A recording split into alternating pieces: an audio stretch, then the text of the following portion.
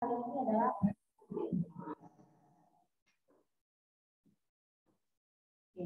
adik-adik sekalian, yang kita bahas kali ini adalah masalah stroke ya. Kalau kompetensinya berapa ini? Stroke ini 4 sampai atau 3-an? Coba cari nanti di buku studinya kompetensinya berapa, maka kalian akan menangani baik kita memberikan penatasan terapinya sebelum terjadinya stroke, tapi sudah terjadinya stroke juga ada ya. Tapi kalau kita menangani nutrisi dan sudah stroke, tentunya pastilah dibagian di rumah sakit atau perawatan di rumah gitu ya, di prinsipnya seperti itu. Nah di sini tata laksana nutrisinya itu sangat tergantung dari daerah mana yang terkena ya. Kalau kena mata persyaratannya atau terkena usus saluran obat pencernaan, itu tentunya kita tangani akan berbeda ya. Dan pada prinsipnya segala gangguan persyaratan tersebut itu akan mempengaruhi baik itu fungsi mekanismenya dan juga fungsi kognitifnya, dan ini perlu penataran nutrisi yang tepat. Nah, apa aja faktor-faktor risikonya? Tentunya ada beberapa yang sangat terkait dengan permasalahan gaya hidup ya. Nggak cuma masalah gizi tapi gaya hidup, usia lanjut ya, yang udah lansia.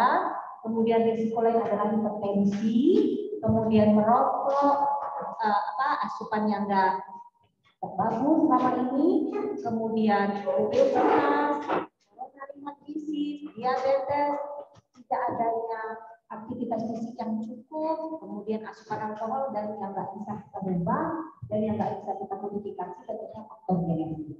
Ya, jadi kalau sekiranya mungkin ada beberapa yang kita modifikasi dari bagian kita nutrisi, tentunya asupan dietnya nggak benar, obesitas, hipertensi oke lah kita jaga supaya nggak timbul gejala-gejala dan lain-lainnya.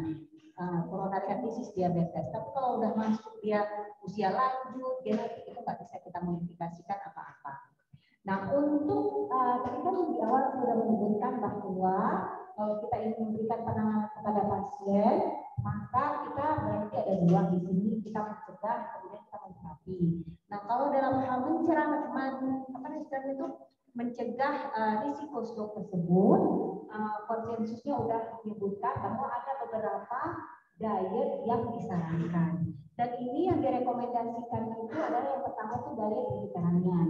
Katakan daerah Timur Tengah tersebut asupan dietnya itu lebih baik dibandingkan asupan Western diet misalnya, atau makanan kita selama ini. Jadi di sana kan itu kalau makan buah-buahan, sayur-sayuran itu dibikin salad, kemudian terakhirnya itu tomat juga sering dimasukkan, kemudian yang terakhir dikasih minyak zaitun. Nah kemudian kalau kacang-kacangan juga kacang-kacangan gitu aja gitu, jadi nggak kalau kita kan digoreng lagi, tambah lagi tepung dan lain-lainnya. Tapi kalau mereka sepertinya yang alami, kemudian banyak ikan-ikannya, jadi hal tersebut diremnya itu direkomendasikan itu yang kita Mediterranean diet itu lebih disarankan. Kemudian ada yang DASH diet ya. Jadi di sini dikatakan prinsipnya adalah low sodiumnya rendah. Kemudian disarankan lagi bagaimana seperti vegetarian. Jadi tidak konsumsi produk hewani, jadi hanya produk nabati. Dan berbagai macam buah-buahan, kacang-kacangan. Seperti tadi kalau kacang-kacangan memang lebih bagus dimakan mentah atau dalam kondisi direbus. Jadi kalau kita memberikan minyak jenuh lagi, misalnya kita goreng lagi dia mengandung minyak jenuh, dan pada akhirnya juga meningkatkan kadar lemak jenuh di dalam tubuh kita. Polong-polongan, jadi ada yang membedakan antara kacang dengan polong-polongan, jadi ada berbeda, ya. Kalau kita sih masih di Indonesia katanya masih menggabungkan antara kacang dan polong. Jadi kalau di luar itu biasanya udah membedakan antara polong dengan kacang-kacangan. Olive oil udah pasti situ, kemudian coklat.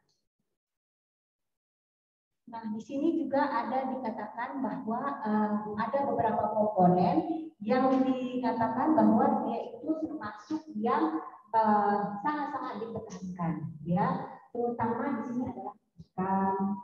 Ikan tentunya yang utama adalah yang namanya pupa. Pupa itu asam lemak jamak, dan asam lemak tidak ini katanya jamak, ya polyunsaturated fatty acid. Nah, di sini dikatakan bahwa fatty fish dua kali per minggu. Jadi artinya fatty fish itu minyak yang ikan yang berlemak, isinya seperti salmon, tuna, herring. Kemudian apalagi kalau kita di Indonesia dikatakan ikan kembung itu masih mengandung yang sudah dapat ya.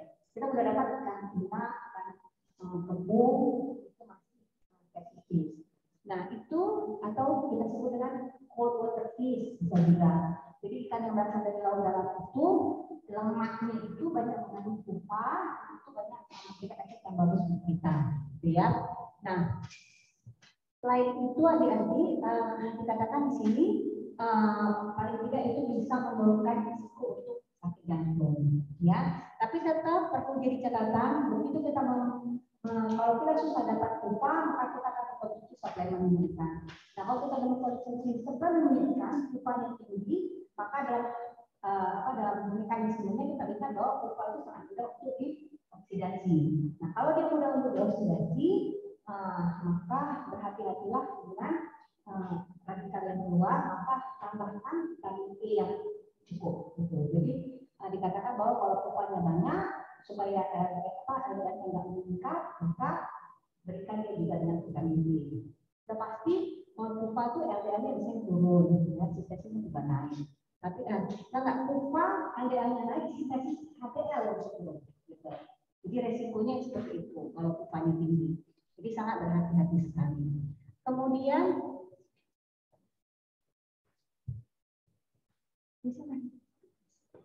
Kemudian ada beberapa di sini yang mengandung antioksidan, apakah itu teh, kopi. Nah, hal-hal tersebut bisa kita sarankan, ya. Kemudian ada adik-adik lihat 1, 2, 3, 4 dari bawah itu ada low glycemic load karbohidrat. Nah, jadi bukan indeks glikemik lagi yang kita pakai, tapi beban glikemik. Jadi pilihlah makanan untuk pasien-pasien kita seperti ini yang beban glikemiknya itu rendah, ya. Jadi kalau mau mencari di internet itu banyak sekali mengenai beban glikemik, maka pilihlah yang sangat rendah. Nah, pilih nasi juga mau yang mana, nasi putih, nasi pulen, nasi beras merah, nasi hitam, itu kan ada urutan-urutannya. Biasa beras merah lebih rendah, maka pilihlah seperti itu. Nah, jadi ini beberapa yang termasuk juga itu pola. Ya, bagi orang yang vegetarian, maka beresiko sakit jantung juga lebih besar. Maka konsumsi asam folat, vitamin B12, vitamin B6, 3 itu harus tercukupi karena ini kaitannya dengan homosistem tadi. Kalau homosistemnya kurang, kemudian metilasi dan lain-lain yang terjadi, maka resiko sakit jantung terlalu tinggi. Kondisinya di homosistem. Nah, ini juga adik-adik, hindarilah yang tadi sudah disebutkan tadi bahwa adalah Western diet. Nah, Western diet itu diet dari orang daerah barat. Kenapa? Karena dia umumnya sangat tinggi dengan lemak jenuh, ya. Oke, lihat makanan dari mereka misalnya apakah itu ayam cepat saji atau pizza cepat saji, itu kan tinggi lemak, kemudian lebih sodiumnya tinggi, karena memang lemak tinggi, sodium tinggi itu memberikan palatability yang lebih sedap gitu, enak dikonsumsi dibandingkan dengan yang model rebus-rebusan kan mungkin agak kurang diminati, ya.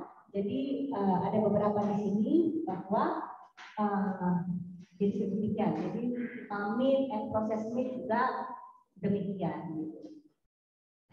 Kemudian, adik-adik, nah, apa yang akan kita hadapi? Kalau tadi kita sudah membicarakan bagaimana kita mengenai resikonya, antara lain tadi ada disebutkan bahwa kalian bisa men-research lagi berbagai macam tadi asupan-asupan tadi. Maka ini kita akan mulai dengan bagaimana penata laksana nutrisi struktur. Nah, kalau kita lihat bahwa ada beberapa permasalahan yang sangat penting, salah satunya adalah malnutrisi tadi. Nah, kalau sekiranya pasiennya masuk dengan kondisi malnutrisi, maka ini akan memberikan outcome yang kurang baik kepada pasien. Kenapa? Karena udah fungsi imunologinya terganggu, kemudian asupannya bisa menyebabkan asupannya kurang. Dan ini biasanya yang paling utama adalah proses menelan displasia tadi.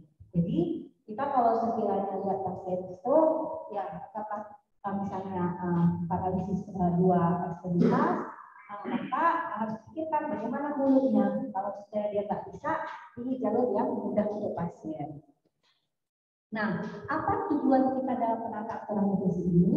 Tentunya adalah bagaimana kita memberikan asupan nutrisinya. Jadi setelah kalian akses pasien tersebut, nilai bagaimana status nutrisinya, maka jangan lupa tujuannya apa? Penuhilah kebutuhan kalorinya, ya, dipenuhi kebutuhan kalorinya. Dalam arti di sini lihat bagaimana juga jalur pasien tersebut. Apakah orang bisa? Kalau orang bisa, oke, karena utamakan oral dulu. Tapi kalau nggak bisa diberikan dengan jalur yang lain. Apakah NGT dan lain-lainnya. Kemudian berikan suplementasi vitamin dan mineral. Kalau pasien diabetes, mungkin kita masih vitamin dan mineral atau antioksidan masih kontroversi. Tapi kalau untuk pasien yang udah stroke dan lain-lainnya ini, vitamin dan mineral itu sangat boleh kita ajukan, gitu ya. Kemudian jikalau juga mengalami kesulitan, maka kita bisa mulai dengan enteral nutrition support tadi. Nah, adik-adik, nah jadi tadi seperti itu. Ya, jadi ada beberapa tahap tadi, maka kalian bisa menentukan kalorinya berapa. Jangan lupa pasiennya bagaimana kondisinya, hiperkatabolisme, ada penyakit penyerta tidak, kalau enggak bagi yang seperti ini.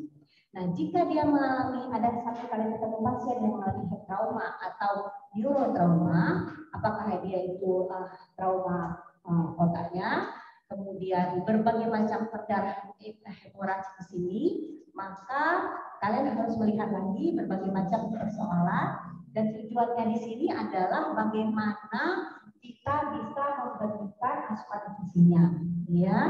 Jadi intinya tidak perlu terlalu, oke, kalian ketemu pasiennya ternyata malnutrisi, tetapi tidak perlu terlalu agresif di awal-awal.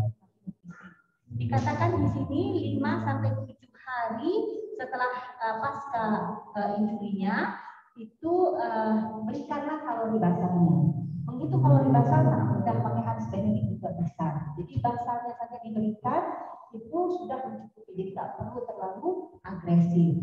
Kemudian bisa pakai jika dia kesulitan untuk secara memang nggak bisa secara oral dan lain-lainnya, gunakan parenteral kombinasi dengan enteral nutrition. Pakai NGT atau transregional feeding itu kalian akan mengakses nantinya apakah bisa atau tidak. Kemudian di sini nitrogen protein balansnya juga harus di keseimbangan nitrogennya kalian akan nilai, ya. Jadi dikatakan di sini bahwa kalau sekiranya kalian memberikan protein 14 sampai 25 gram itu masih dipertimbangkan. Kemudian di sini bagaimana kita memberikan kolin atau sitikolin, dan ini diharapkan dengan dosis 500 sampai 1000 mg per hari, sumbernya dari telur, kemudian dari daging-dagingan, ini diharapkan bisa membantu perbaikan dari membran sel tadi. Kalau susah, bikin formula dapur, rumah masakan yang kuat, kemudian dibikin dalam bentuk enteral di blender. Ya, di blenderize, kemudian diberikan kepada pasien. Nah, ini ada beberapa komponen yang bisa kita tekankan kepada pasien untuk pasien dengan brain trauma injury tadi. Ya, di sini kita lihat di sini bahwa ada beberapa sumber yang akan memberikan perbaikan, ya. Jadi kalau sekiranya kita lihat di sini efek untuk vasodilatasi seperti bawang putih, kemudian onion salad, onion sama salad beda. Kalau onion itu yang besar-besar, kalau kita kayak seperti bawang bombay. Tapi kalau salad itu yang kecil itu, yang kita masak tiap hari, itu salad, ya. Kemudian ada beberapa lagi di sini dikatakan bahwa bagaimana bagaimana ada efeknya terhadap brain injury seperti saffron. Saffron itu seperti kalian tahu nggak, untuk memberi warna yang segar pada makanan, itu dia tersebut. Kemudian turmeric, kurkuma, ya, itu juga memberikan efek yang baik. Ada beberapa yang lain lagi di sini, terutama buah-buahan yang berwarna-warni, berwarna-warna cerah, raspberry, strawberry, blackberry, blackberry, itu macam-macam. Tapi mungkin keywordnya untuk kita adalah buah-buahan yang berwarna cerah. Ya, kalau di luar negeri mungkin buah-buahan ini mudah didapat, tapi di kita kan susah karena kita daerah tropis. Maka pilihlah buah-buahan yang berwarna cerah. Berwarna cerah itu intinya itunya yang dimakan, yang berwarna cerahnya itu dimakan. Jadi kalau kita melihat buah apa gitu yang berwarna merah, yang merahnya itu yang dimakan. Jadi nggak dikupas-kupas lagi. Kalau sekali dia berada di kulit, maka kulitnya itu juga kita makan gitu. Ya, jadi kalau kita ibaratnya makan apel, yang merahnya itu adalah kulitnya, maka mesti dibersihkan dulu lilin-lilinnya, wax-waxnya, baru kulitnya kalau mau mendapatkan dari efek yang baiknya dari buah-buahan tersebut, antioksidannya. Kemudian di sini juga dikatakan macam-macamnya, jadi itu bisa dilihat. Oke, nah ada beberapa permasalahan di sini. Tentunya pasien yang sudah mengalami gangguan neurologi itu akan mengalami kemampuan untuk merawat, mengasuh atau memprovide dirinya sendiri dengan makanan tersebut. Apakah dia nggak bisa mengelola makanannya, atau dia tidak bisa melihat makanan tersebut dengan baik, atau dia tidak bisa mencium bau makanan tersebut. Nah, ini sangat mempengaruhi. Persarapan makanan itu nggak berasa enak, kadang-kadang minta tambah garam lagi, akhirnya makanannya sudah lebih dari kadar sodium yang dibutuhkan. Jadi untuk itu, karena dia tidak mampu, maka pertama dia harus ada orang yang bisa membantu untuk perawatannya. Kemudian yang kedua, support enteral nutrition support, ya, untuk pada masa waktu tertentu sampai kita bisa mengakses ulang apakah ibu tersebut atau pasien tersebut, bapak tersebut bisa makan dengan baik, ya. Nah, di sini juga kita lihat bahwa dia memang tidak mampu untuk menyiapkan makanannya sendiri, maka akan kita bantu. Ada beberapa permasalahan bagaimana orang pasien tersebut bisa makan. Pertama sekali tentunya ketidakmampuan tersebut antara lain hemiparesis, sehingga resikonya kalau dia hanya makan begitu saja disuap, apalagi pasiennya sambil tiduran, resiko aspirasi akan lebih besar. Untuk itu posisikan pasien itu paling tidak 90 derajat, ya, posisinya duduknya, sehingga dia bisa masuk makanan dengan baik. Nah, satu lagi artinya adalah begitu pasien sudah mulai makan, dikatakan bahwa daerah yang bantal itu bisa digunakan untuk membantu menahan daerah yang paralisis itu. Kemudian adik-adik perhatikan juga, bisa kita memberikan pasien makan itu jangan ada yang distracted, artinya jangan ada TV misalnya, sehingga pasiennya juga melihat TV, nggak fokus, sehingga makanannya mudah teraspirasi. Ataupun lagi makan gitu main-main, cucu-cucunya atau anak-anaknya bermain-main, sehingga pikirannya juga nggak konsentrasi terhadap makanan tersebut. Jadi sudah susah menelan, kemudian lewat saja begitu, mudah terjadi aspirasi. Kemudian ada yang terjadi lagi hemianopsia, di mana nggak mampu dia lihat makanan itu secara seutuhnya, atau pandangannya kalau kita lihat ada makanan itu lengkap, tapi kalau ada dikatakan di sini adalah dia hanya setengah aja dia lihat, jadi nggak full gitu. Jadi artinya dia butuh bantuan.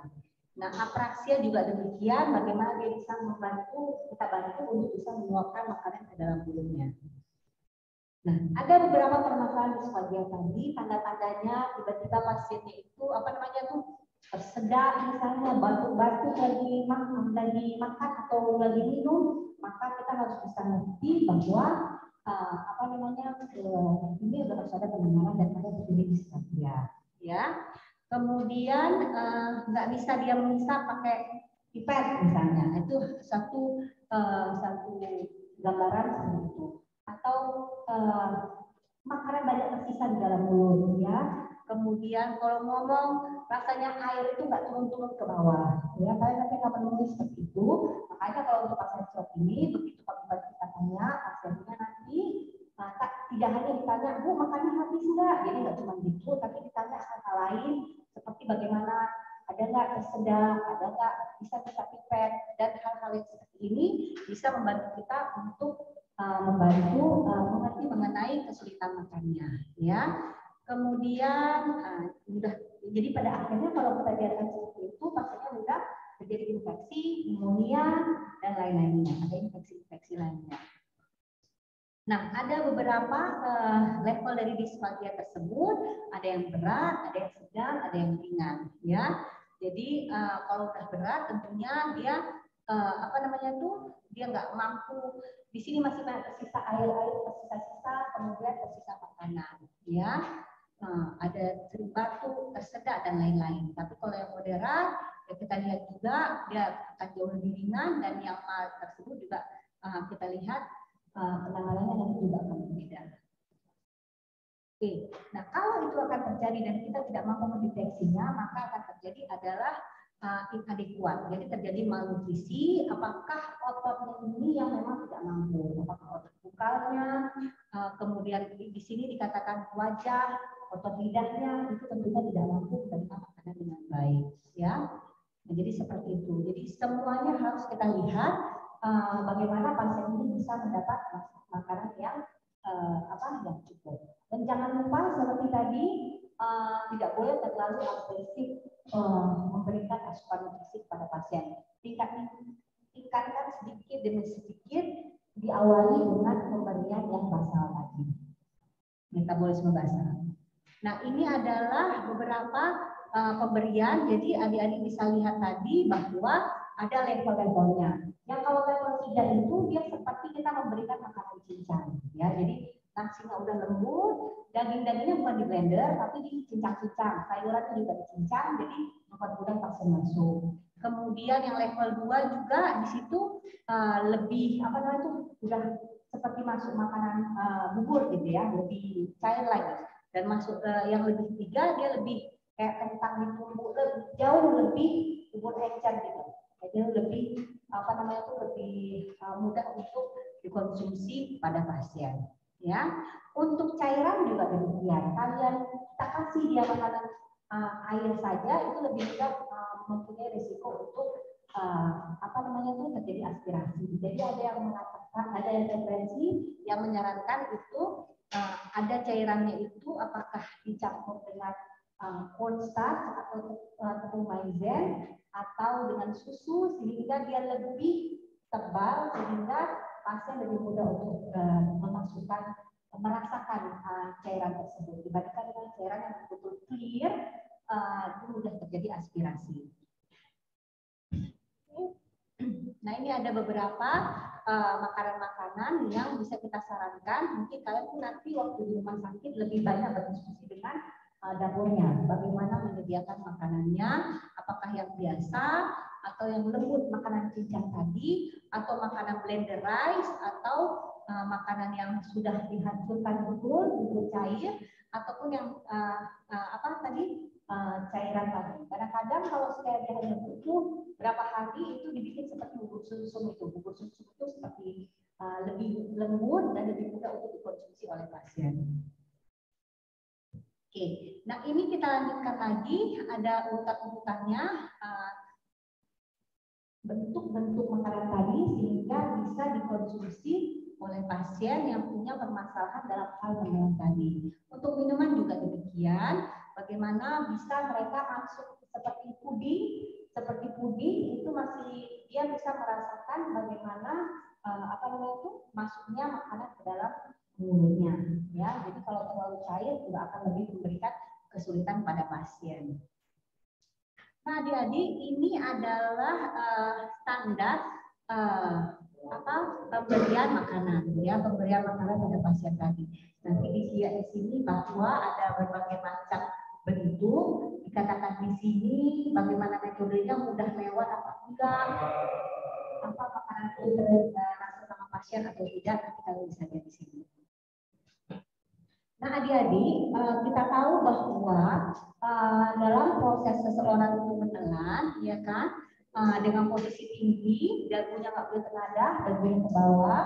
Kemudian di sini ada fase-fase di mana fase oral, faringeal, dan esofageal. Jadi ada beberapa saraf-sarafan yang akan terkena. Jadi perlu juga kita ketahui nanti begitu dia merasa tegak, maka kalian tahu apa persarafan yang akan mempengaruhi proses menelan tadi.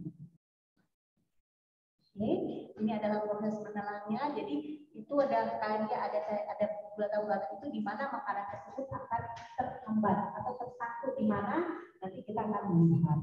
Jadi kalau kita lihat di sini adalah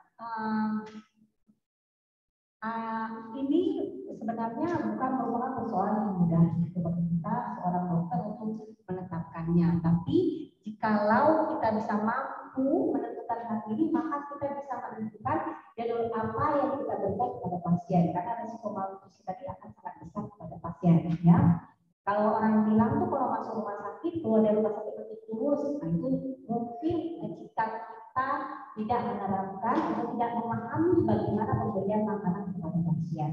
Nah, jadi kalau kita sekiranya bisa tahu jalur mana, kalau ibunya juga nggak bisa makan, terus terserak terus, maka pilihlah jalur lain. Ya, MGT mungkin diberikan lebih membantu untuk memberikan asupan nutrisi pada pasien sampai fungsinya baik, rehabilitasinya juga lebih baik. Nah, ini juga tadi sudah saya jelaskan juga bahwa kalau sekiranya dia seperti jus atau plain water itu memberikan koordinasi yang jauh lebih perhatian yang lebih besar, ya, nggak boleh distraksi dan lain-lainnya kalau lagi minum. Kemudian dan efeknya tentunya justru bukan dari mana-mana, tapi justru dari plain water itu yang justru bisa menyebabkan misalnya pneumonia tadi. Jadi disarankan apakah dia dengan non-fat dry milk powder, kemudian tepung maizena tadi, konstan tadi, kemudian berbagai macam bentuk suplemen, apakah dia maltose, amino dan lain-lainnya bisa diberikan agar lebih berat cairan tadi. Nah, intinya adik-adik, kalau kita memakai bahan dasar susu, maka ini ada yang tertinggal. Nah, kalau ada yang tertinggal, tetap kita berikan apakah kita kasih puding yang tidak terlalu manis supaya bisa membantu membawa sisa-sisa bahan dasar susu tadi supaya bersih dari rongga mulutnya. Nah, ini sudah dijelaskan lagi bahwa tekstur tadi pada intinya adalah sudah kita jelaskan tadi makanan pincang, makanan blender rice, makanan bubur tadi. Paling tidak di sini bisa membantu pasien memenuhi kebutuhan energinya, ya. Dan ingat adik-adik, porsinya kecil tapi sering. Porsinya kecil aja tapi sering dilakukan. Dan bentuknya, teksturnya, temperatur sangat mempengaruhi. Untuk pasien-pasien ini lebih disarankan panas atau dingin pemberian makanannya. Saya usulkan makanan yang panas. Bubur misalnya masih panas kita berikan atau dalam keadaan suhu ruangan atau dingin. Dingin. Kenapa kira-kira? Gimana? Ya, karena kalau bubur, misalnya bubur panas ya, saya nggak ada jawabannya. Tapi kan pasien ini dia udah fungsi udah misalnya tidak merasa lagi, ya kan? Jadi begitu kita suapkan, kalau bubur panas itu sifatnya bubur itu begitu kita di luar, kita tiup, dia memang sudah dingin, kita rasa, kita tempelkan. Tapi sifat bubur itu begitu di luar dingin, tapi di dalam tidak, di dalam masih panas dia.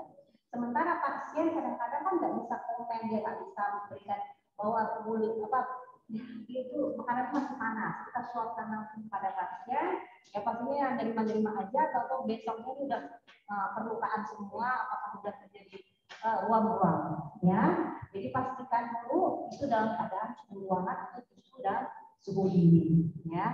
Kalau ngasih makan ya seperti karena kita nggak yakin biasanya ya seperti itu. Di dalam itu masih panas sekali buburnya, tapi di luar itu karena udah dingin. Kalau kita pegang udah dingin.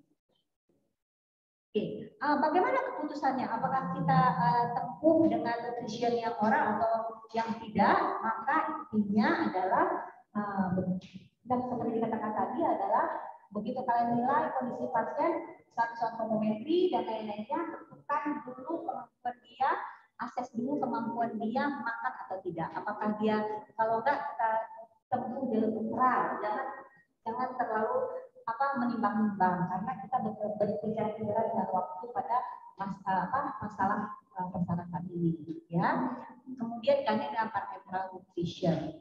Kemudian di sini, nah jadi sangat-sangat penting kalian menilai. Jadi tidak cuma nanya lewat makan apa, kemudian habis atau enggak, persen habisnya, 50% habisnya enggak. Tapi perhatikan gejala-gejala seperti yang dikatakan tadi, bahwa ada nggak tersedak, bisa nggak begini, bisa apa nggak begini, makannya di mana, gitu, ya. Jadi betul-betul harus dinilai. Nah, perlu dilihat juga bahwa risiko aspirasi itu jauh lebih besar memang dengan asupan oral. Kemudian kalau dia memang kurang 2 jam, dia memang nggak mampu mengkonsumsi, langsung putuskan aja. Oral juga boleh, ya.